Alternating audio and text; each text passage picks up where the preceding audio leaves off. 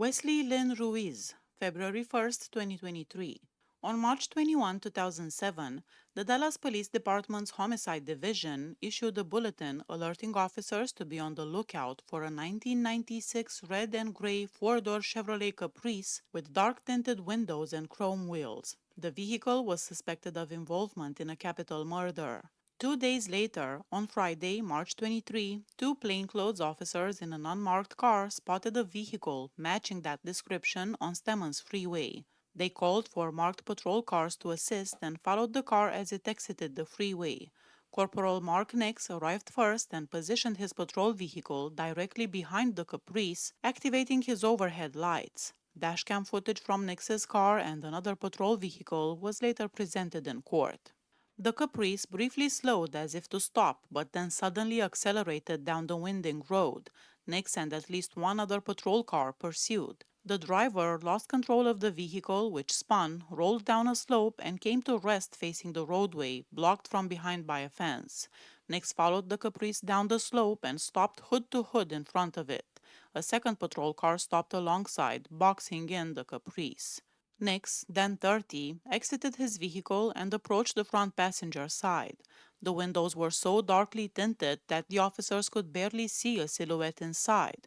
Holding his pistol in his right hand, Nix swung a baton at the front passenger window with his left. He paused briefly to set down his gun and used both hands on the baton, punching a small hole through the glass. Moments later, a gunshot from inside the Caprice shattered the rear passenger window. The bullet struck Nix's badge, splintered it, and the fragment entered his chest, severing his left carotid artery. Other officers immediately returned fire. A SWAT team was called to the scene. Ruiz, then 27, was removed from the driver's seat, wounded and unconscious. He was the sole occupant of the vehicle, with the weapon that fired at Nix resting in his lap. Nix was later pronounced dead at the hospital. Court documents initially described the murder weapon as a pistol, though recent news reports indicated it as an AR-15 rifle, and Ruiz reportedly continued firing at officers even after Nix was down. It was later discovered that the Caprice Ruiz was driving, although matching the description in the police bulletin, was unrelated to the original capital murder investigation. Under Texas law, killing a police officer acting in the line of duty when the perpetrator knows the victim is an officer constitutes a capital offense. The defense argued that Nix was not following protocol, citing Dallas Police Department policy that officers must use vehicle loudspeakers to order felony suspects out before approaching. Nix had instead rushed the boxed-in Caprice and aggressively struck the window. The court ruled that, regardless of whether Nix made an improper or unlawful arrest, he was a police officer acting in the line of duty. Ruiz testified that he believed Nix was firing at him. He had prior convictions for drug possession.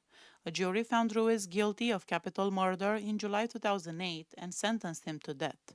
The Texas Court of Criminal Appeals affirmed the conviction and sentence in March 2011, and all subsequent state and federal appeals were denied. On January 10, Robert Fratta was executed in Huntsville after courts rejected his attorney's claims that the pentobarbital used for lethal injection had passed its expiration date and could cause unnecessary pain, a claim also tied to lawsuits involving Ruiz and another prisoner. Following Fratta's execution, the Texas Tribune reported that the Texas Department of Criminal Justice had received 8 new doses of pentobarbital on January 5, and one of these was used to execute Fratta. Ruiz's final appeals alleged racial bias among jurors against Hispanics, though they did not raise concerns about expired drugs. Nevertheless, media outlets often linked his upcoming execution to the use of expired lethal injection drugs. For instance, an Austin Chronicle article from January 27 carried the headline, "Wesley Ruiz likely to be killed with painful drug next week," referencing Fratta's execution and claiming that Texas planned to use expired drugs again on Ruiz. The Texas Tribune similarly reported on the controversy, as well as numerous local news sources. The U.S. Supreme Court dismissed Ruiz's claim of juror bias as without merit. Ruiz was accompanied in the death chamber by his spiritual advisor. His father, 2 brothers, and 2 friends observed from one room, while Nix's mother, sister, 2 nieces, and a former co-worker watched from another. In his final statement, Ruiz addressed neither the police nor his victim's family directly, but said, I would like to apologize to the Nix family for taking Mark away from you. I hope this brings you closure. I want to say to all my family and friends around the world, thank you for supporting me. To my kids, stand tall and continue to make me proud. Don't worry about me. I'm ready to fly. All right, Warden, I'm ready to ride. After this, the lethal injection was administered and Ruiz was pronounced dead at 6:41 p.m. John Valentine, February 8, 2023. On the afternoon of Tuesday, January 20, 1998, an Amarillo 21-year-old Chris Kaler left the home he shared with his 17-year-old cousin, Mark Kaler, to use a payphone. When Chris returned around 6 p.m., Mark was asleep on the living room couch. Later that evening, around 9 or 10 p.m., their friends, 15-year-old Kay Gayer and Stephen Watson, arrived. The friends smoked Mary Jane and listened to the radio. Gayer tried to wake Mark by shaking him, but was unsuccessful. Chris went to bed around 11 or midnight, admitting at trial that he had been using methamphetamine and had been awake for 4 or 5 days straight. At 2:26 a.m. on Wednesday, Amarillo police officer Timothy Harden was dispatched in response to a shots fired call. A neighbor reported hearing gunfire to the east of his home. Harden and two other officers searched the area. After the other officers left without finding anything, Harden saw a man walking briskly down the street 2 houses away from the Kaler's residence. The man kept his hands in his pockets and frequently glanced back at Harden. Harden approached the man, ordered him to stop, and frisked him, finding no weapons. He placed the man in the patrol car for questioning. The man carried no identification and verbally identified himself as John Lizelle Smith. Harden noticed inconsistencies in the man's story regarding his destination and residence. When the dispatcher informed Harden that John Lizelle Smith had outstanding traffic warrants, Harden handcuffed him and conducted a more thorough search, discovering a 32 caliber bullet in his front pants pocket. The suspect was later released and driven home. Chris Kaler testified that on Wednesday morning, around 1 or 2 a.m., he awoke, used the bathroom, and returned to bed to smoke a cigarette. He was then startled by the screams of his friend, Kelly Moon, and went to the living room to discover that Mark, Gayer, and Watson had been fatally shot. Chris and Kelly immediately called the police and waited for them to arrive. Chris told police he suspected John Valentine of committing the murders. Valentine was arrested in July 1998 in Houston. Officer Harden confirmed that Valentine was the same individual he had detained earlier, who had given the alias John Lizelle Smith. Valentine, 30 at the time of the killings, confessed. He said that on the early morning of January 21, he walked about 5 miles to the home he had formerly shared with his ex-girlfriend, Misty Kaler, and entered. He got a drink from the kitchen and realized his gun was jammed, prompting him to step outside to test it by shooting in the alley. He then returned inside and fatally shot the 3 victims as they slept, firing once in the head of each with a 32 caliber pistol. Valentine was black and all of his victims, including Misty's brother and cousin, were white. He knew Chris and Mark Kaler, but not Gayer or Watson. Chris testified that he had previously lived with Valentine and Misty and that he and Valentine were initially friends. Chris claimed he had witnessed Valentine cheating on Misty and had tried to warn her, but she did not believe him, and Chris was eventually kicked out of the house. Mark had moved in around Christmas. In early January, Chris visited and found Misty with a black eye, crying, and an unknown 12-year-old boy with visible injuries. Misty told them that Valentine had been abusive and moved out. Chris, Mark, and Chris' stepbrother Justin confronted Valentine at his new residence. Mark banged on the door and called for Valentine to come out using racial slurs. Valentine did not emerge. An older woman intervened and told them to leave. Chris left a threatening note referencing the Ku Klux Klan on Valentine's door, though he testified he had never been a member and did not intend the threat seriously. Mark had no involvement in the note. Misty later moved in with her aunt, and Chris moved back in with Mark. Valentine pleaded not guilty and did not testify at trial. His attorney, James Durham, argued that evidence was insufficient to prove his guilt, highlighting the Kaler's drug use and alleged gang associations. No evidence or witnesses were presented during the punishment phase. Valentine had prior convictions dating back to 1982 in Arkansas, including burglary, aggravated assault, and accessory to robbery. He served 3 prison terms and was paroled each time. A witness at the punishment hearing testified that in 1996, Valentine had broken a window and kidnapped her as she fled. A jury convicted Valentine of capital murder in April 1999 and sentenced him to death. The Texas Court of Criminal Appeals affirmed this in 2002. Valentine's initial appeals centered on claims of ineffective assistance of counsel, arguing that his trial attorneys failed to present mitigating evidence that could have avoided the death penalty. Legal precedent is complex, and many are dismissed on procedural grounds. Valentine received two execution dates in 2009 and 2011. Both stayed while courts reviewed whether his claims could be considered under the U.S. Supreme Court's 2012 ruling in Martinez v. Ryan. Texas courts, a federal district court, and the Fifth Circuit concluded the ruling did not apply in Texas, and the Supreme Court overruled the Fifth Circuit in 2013, remanding the case. When the ineffective counsel claim was finally considered, a U.S. District Court dismissed it as meritless, finding that trial attorneys had followed Valentine's instructions. Attorney Paul Herman testified that his strategy was to make the state's case as difficult as possible, successfully prompting the state to offer a life sentence in exchange for a guilty plea, which Valentine rejected. Attorney Randall Sherrod testified that Valentine had told him he preferred the death penalty over life in prison, citing fears for his safety among Aryan Nation inmates and wanting to avoid decades in prison.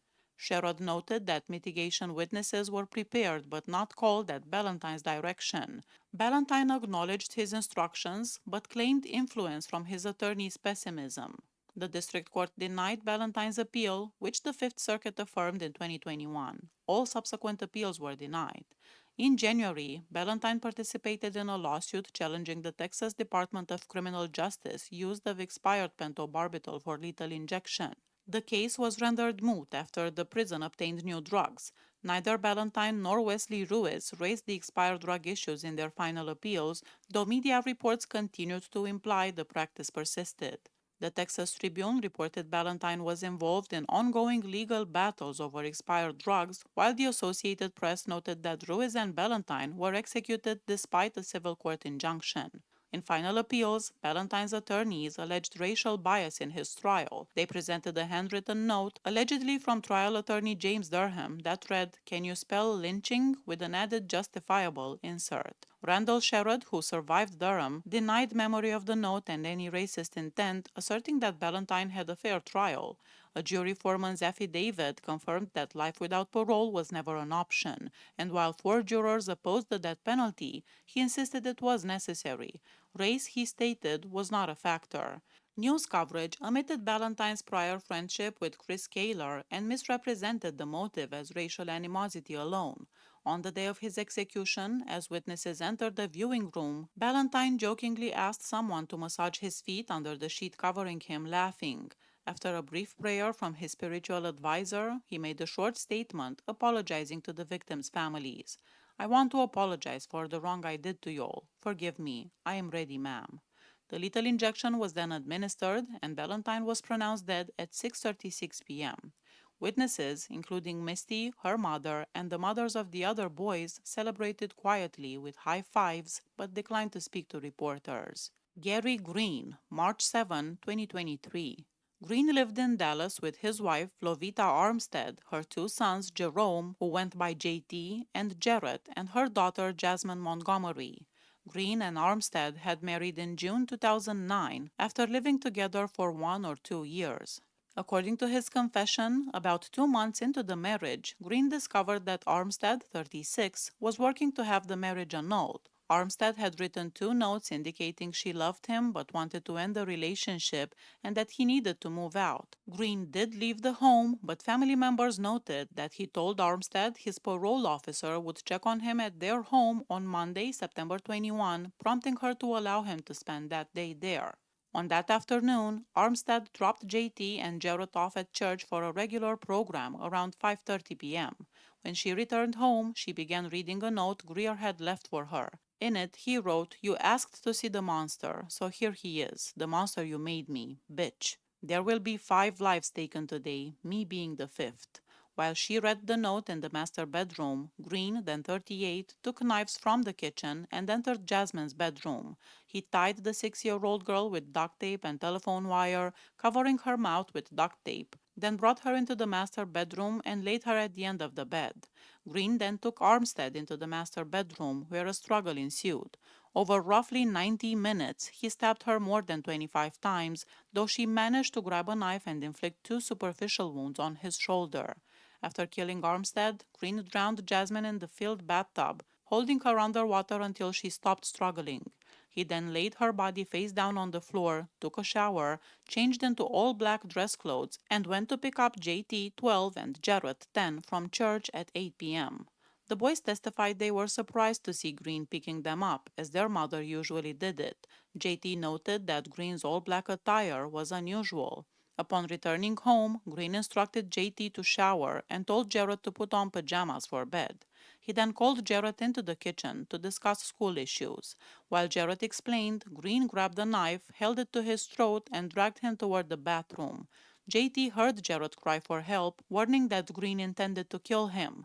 JT saw Green throw Jarrett into the bathroom, enter after him, and lock the door. Inside the bathroom, Green sat on the counter with three knives beside him and asked the boys why he should not kill them. As they pleaded for their lives, he stabbed Jarrett in the stomach. JT tried to intervene but missed. Green then told the boys he would not kill them, instructed JT to get dressed, and said he had something to show them. As they exited the bathroom, Green raised the knife to Jarrett's throat and attempted to twist it, but Jarrett ducked away.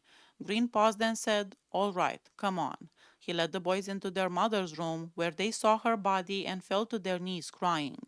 They also saw Jasmine's body in the master bedroom. Green changed clothes again, instructed JT to hand him pills from the bathroom dresser, threw a cell phone onto the bed, and told the boys to call 911 after he left. He said he was going to kill himself and had the boys hug him before departing in Armstead's car. After Green left, the boys called 911 and ran to neighbor Latasha Bradfield's home. Bradfield checked the house and confirmed Armstead was unresponsive on the bedroom floor. Police arrived to find two bodies, a bedroom covered in blood, and knives scattered throughout the home, along with the notes written by Armstead and Green. Green's mother, Mary Sampson, testified that police had visited her home looking for him. After they left, she phoned him and said he sounded as if under anesthesia or in a deep sleep.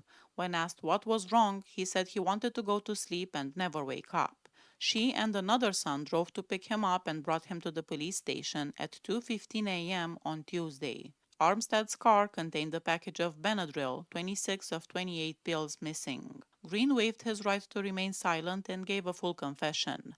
Officers described him as cooperative and forthcoming.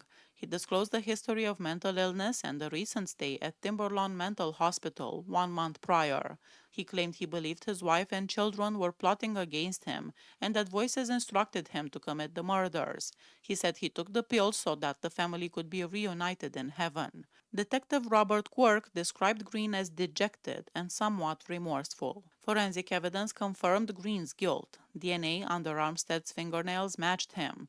Medical examiners testified that Armstead suffered more than 25 stab wounds, including a deep puncture to her right lung, and that Jasmine died from a lack of oxygen, with evidence of duct tape on her mouth, hands, and ankles. At Green's punishment hearing, Jennifer Wheeler, a former high school girlfriend, testified that he had previously attempted to strangle her with shoelaces and stabbed her in the chest. Sholonda Ransom, mother of Green's child, testified that he had physically abused her while she was pregnant. Green also had prior felony convictions, cocaine possession in 1989 and armed robbery in 1990, for which he received a 20-year sentence. Defense attorneys argued that Green suffered from schizophrenia, paranoia, depression, and other psychological disorders, and presented evidence of a family history of mental illness and abuse.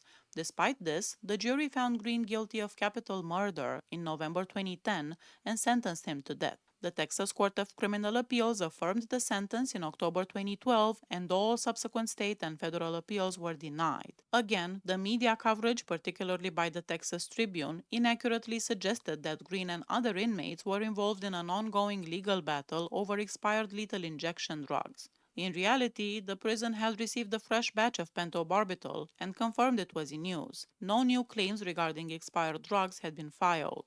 6 members of the victims' families, including JT, Jarrett, Jasmine's father, Roy Montgomery, and his wife, and Armstead's mother and sister, attended Green's execution. In his final statement, Green apologized and asked for forgiveness so the families could heal and move on. I apologize for all the harm I have caused you and your family. We ate together, we broke bread together, we laughed and cried together as a family. I'm sorry I failed you. There's nothing I can do. I never stopped loving y'all. See y'all on the other side. God bless you. I'm done, Warden. The lethal injection was administered, and Green was pronounced dead at 7:07 p.m. Arthur Brown Jr., March 9, 2023. Rachel Tovar and her husband Jose were involved in drug dealing in Houston, supplying Mary Jane and cocaine to other dealers, including Arthur Brown and his associates from Tuscaloosa, Alabama. In the early morning of Saturday, June 20, 1992, Brown, then 21, along with Marion Dudley, 20, Antonia Dunson, 19, and Maliak Travis, arrived at the home of Brown's sister, Grace, before heading to the Tovar's residence to purchase 3 kgs of cocaine. Upon arrival, the Tovars told them they did not have that quantity on hand but could procure more. After several hours, the men returned but were again told they would need more time to obtain the cocaine. That evening, Brown, Dudley, and Dunson returned to the Tovar home armed with pistols. They rounded up Jose Tovar, 32, Rachel's son Frank Farias, 17, Jessica Quinones, 19, the common law wife of another Tovar son, and neighbor Audrey Brown, 21. Rachel Tovar entered the home and was met at gunpoint by Dunson, who led her along with the other victims. The men used strips of bed sheets to tie the victims' hands behind their backs, placed nooses around their necks, and confined them in separate rooms. Alexander Camarillo, also known as Nico Cortez, arrived during this time and was also tied up and robbed. All 6 victims were shot in the head. Jose Tovar and Farias were killed, and Quinones, who was 7 months pregnant, died before the police arrived. Audrey Brown succumbed to her injuries later in the hospital. Rachel Tovar and Cortez regained consciousness and sought help. Tovar crawled to a neighbor's house to call the police. Both Rachel Tovar and Cortez identified Brown and Dudley as the shooters. Tovar knew them from prior drug dealings, referring to them as Squirt and Red. At Dudley's trial, Tovar testified that he had insulted her husband during the confrontation. After the killings, Brown quickly fled Houston by plane and paid his sisters $1,000 to drive his van back to Alabama. The suspects evaded capture for months. Dudley and Dunson were arrested on August 12, 1992, in North Carolina while hiding in a mobile home, and Brown was later apprehended in Tuscaloosa. At Brown's trial, firearms expert Charlie Anderson testified that the murders were committed with a Charter Arms .38 revolver and a Smith & Wesson Magnum recovered in Alabama. The Charter Arms revolver was used to kill Farias, Quinones, and Audrey Brown, and the state presented evidence that Brown fired this weapon. One of Brown's sisters, Carolyn Momo, testified that she owned the missing Charter Arms revolver and that Brown had admitted to her that he had shot 6 Mexicans. She initially refused to testify despite immunity and later recanted, claiming police coerced her by threatening her children. Momo was later prosecuted for perjury. Brown had prior convictions for armed robbery in 1988 and assaulting a deputy at the Harris County Jail. His defense argued that witnesses, including Momo and Cortez, had been coerced into false testimony and that Brown had a low IQ and a learning disability. In June 1994, a jury found Brown guilty of capital murder and sentenced him to death. The Texas Court of Criminal Appeals affirmed the conviction and sentence in December 1996. Dudley was also sentenced to death and was executed in 2006, while Dunson was sentenced to life and remains in custody, eligible for parole in 2027. Brown's execution was previously scheduled for 2013 but was delayed to allow additional forensic testing on the alleged murder weapons. Independent firearms examiners disputed Anderson's conclusions, but the Texas Court of Criminal Appeals ruled that a defendant can be guilty as a party to capital murder even if they did not personally inflict a fatal wound. Subsequent appeals were denied. In May 2022, Harris County prosecutors requested Judge Natalia Cornelius sign Brown's death warrant. She initially refused, citing ongoing legal representation issues. This prompted outrage from Assistant District Attorney Josh Rice, though he later apologized. Victims' relatives, including Rachel Tovar and Marciela Quiñones, expressed frustration at the delays. By August 2022, Cornelius signed an execution date of March 9, 2023. Brown's lawyers attempted last-minute appeals concerning witness testimony, intellectual disability claims, and DNA testing on a 30-year-old sample. All were denied. At the execution, Brown's spiritual advisor stood with him in the death chamber, but no other witnesses were present on his behalf. Brown used his final statement to assert his innocence, claiming the courts had blocked him from proving it for 30 years. What is occurring here tonight is not justice. It's murder of an innocent man for a murder that occurred in 1992. For the last 30 years, I've proven my innocence to the courts, but the courts blocked me and then refused me access to the ballistics for 20 years. Tonight, Texas will kill a second innocent man for a murder that occurred in 1992. I have no further words. The lethal injection was administered, and Brown was pronounced dead at 6:20 p.m. Following the execution, a prison spokesperson read a statement from the Quiñones family expressing relief that they could finally rest after 30 years of uncertainty. Harris County District Attorney Kim Ogg commented that the case underscores that criminal actions will ultimately be addressed. Rachel Tovar, who witnessed the execution, said, "I just want to thank everybody. This took so long. Justice came to me today." Jedidiah Isaac Murphy, October 10, 2023. On Wednesday, October 4, 2000, in Plano, Texas, Murphy, then 25, forced Bertie Cunningham at gunpoint to give him a ride in her car. At some point, he forced her into the trunk and shot her in the head. Murphy then used Cunningham's car, ATM card, and credit cards to purchase liquor and beer. Later, he picked up his niece and two of her school-age male friends. After dropping off his niece, he continued driving with the boys, buying motorized scooters for both before taking them home. He eventually removed Cunningham's body from the trunk and left it in a creek. Murphy was arrested 2 days later. He admitted to shooting Cunningham and led police to her body. He wrote and signed a statement claiming the shooting was accidental, occurring as he forced her into the trunk. Murphy had a lengthy criminal record dating back to 1994, including convictions for burglary of a habitation, burglary of a vehicle, Mary Jane possession, and driving without a license. He was sentenced to 10 years in prison, but was released on shock probation. At his punishment hearing, witnesses testified to additional crimes, including assaults with deadly weapons. Cheryl Wilhelm testified that Murphy had carjacked and abducted her in 1997. She had escaped by jumping from her car on the highway and later identified Murphy in a photo lineup after seeing him on TV in connection with Cunningham's murder. In June 2001, a jury found Murphy guilty of capital murder and sentenced him to death. The Texas Court of Criminal Appeals affirmed the conviction and sentence in June 2003. In subsequent appeals, Murphy's defense challenged the voluntariness of his signed statement and questioned Wilhelm's testimony regarding the 1997 carjacking. They also presented an alibi to dispute her identification and objected to the prosecution's use of computer-generated psychological reports, which were presented as though authored by the psychologists themselves. On death row, Murphy expressed remorse for killing Cunningham, writing that he woke up daily to the reality of his crime and never went a day without sincere regret, while continuing to deny involvement in Wilhelm's earlier attack.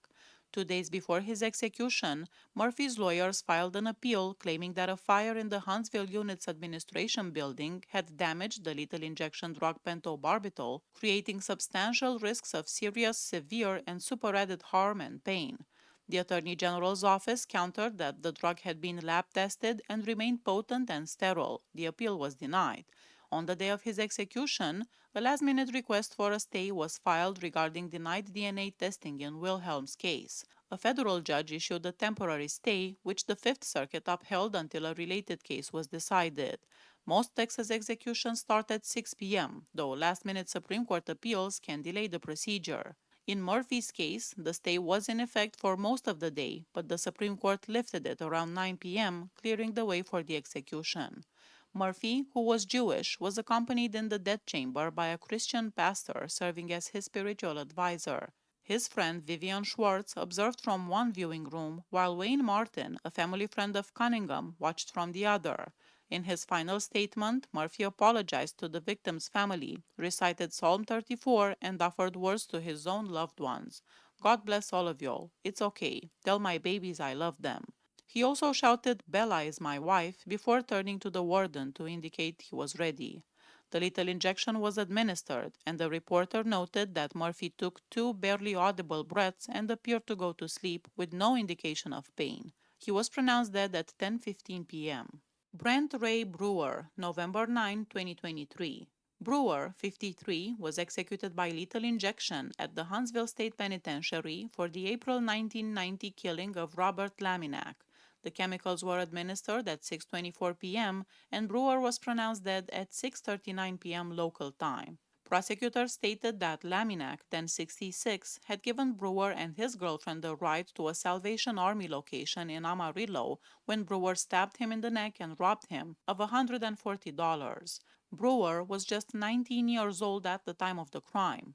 In the years following his conviction, Brewer maintained a record as a model prisoner and participated in faith-based programs on death row, expressing remorse and a desire to apologize to the Laminack's family.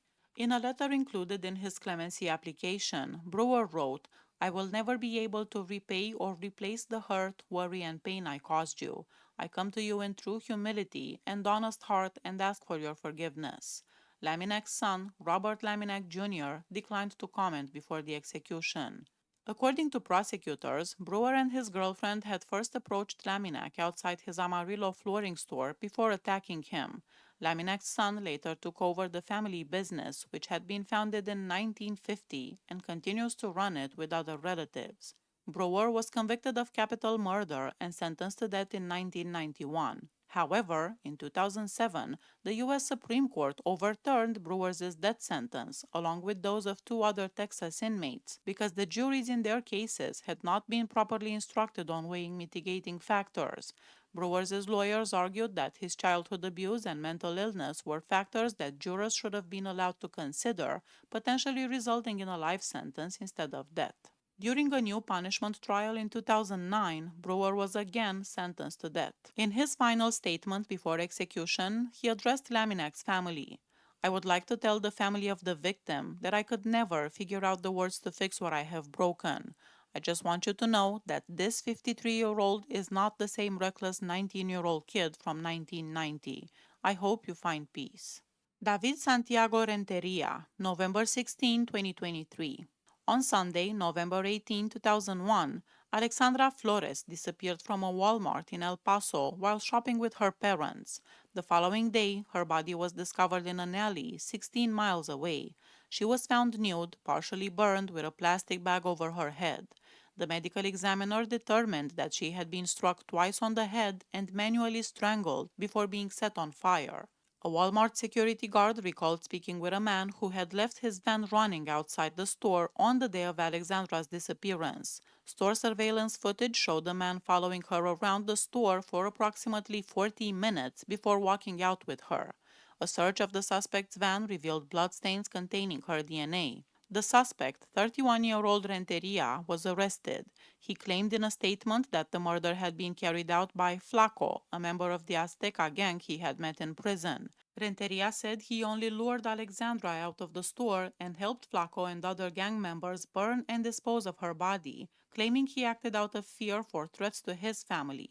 At the time of the murder, Renteria was on probation as a registered sex offender, following a prior conviction for fondling an 8-year-old girl. A jury found Renteria guilty of capital murder in September 2003 and sentenced him to death. In October 2006, the Texas Court of Criminal Appeals affirmed the conviction but vacated the death sentence because the defense had not been allowed to rebut the prosecution witness's claim that Renteria expressed no remorse. A new punishment hearing in May 2008 again resulted in a death sentence. All subsequent state and federal appeals were denied. The start of Renteria's execution was delayed by about an hour due to a last-minute appeal to the U.S. Supreme Court. The appeal claimed that the state's supply of pentobarbital had degraded, creating a risk of terror and severe pain. Renteria's execution was witnessed by Alexandra's brother and sister, Ignacio and Sandra Frausto, from one viewing room, while Renteria's sister, Cecilia Esparza, observed from another. Before giving his final statement, Renteria sang hymns in Spanish and English with his sister. In his last statement, Renteria reflected on the day of the murder.